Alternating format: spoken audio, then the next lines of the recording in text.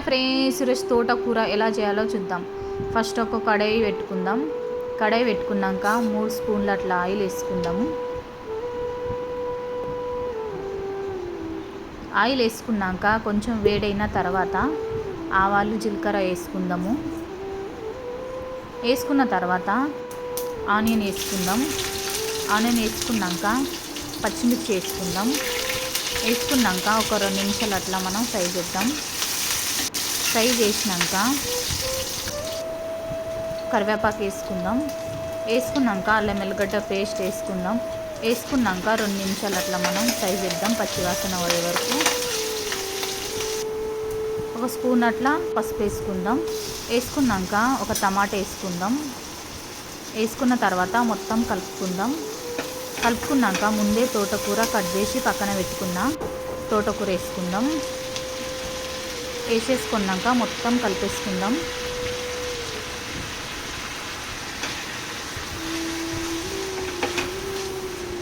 కలిపేసుకొని మూత పెట్టేసుకుందాం మనం 2 నిమిషాలు. 2 నిమిషాల తర్వాత మూత తీసుకుందాం. నేను పెసరపప్పు ముందే 10 నిమిషాలు ముందు నానబెట్టుకొని పెట్టుకున్నా కడిగేసుకొని. పెసరపప్పు వేసుకుందాం. పెసరపప్పు వేసుకున్నాక మొత్తం కలిపేసుకుందాం. కలిపేసుకున్నాక సాల్ట్ వేసుకుందాం. తగినంత వేసుకుందాం సాల్ట్. వేసుకున్నాక మూత పెట్టుకుందాం 2 నిమిషాలు అట్లా.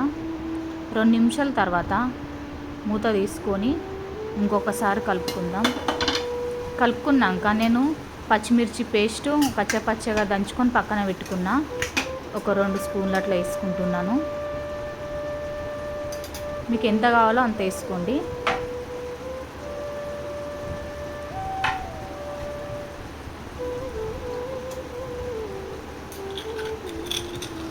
వేసుకున్నాక ఇంకొకసారి మొత్తం కలుపుకుందాం.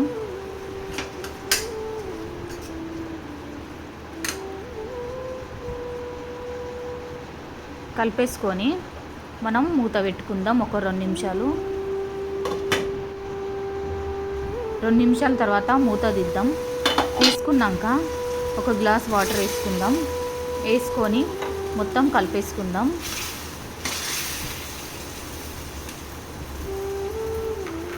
కలిపేసుకున్న తర్వాత మూత పెట్టుకుందాం. మంచి మగ్గనిద్దాం. ఇంకా తర్వాత మధ్యలో చెక్ చేద్దాం. ఒకసారి కలుపుకుందాం. ఇంకొకసారి 2 నిమిషాలు అట్లా మగ్గనిద్దాం మూత పెట్టుకొని. 2 నిమిషాల తర్వాత మూత తీసి కొంచెం కొత్తిమీర వేసుకుందాం. వేసుకున్నాక 1 నిమిషం అట్లా మగ్గనిద్దాం. తర్వాత స్టవ్ ఆఫ్ చేద్దాం.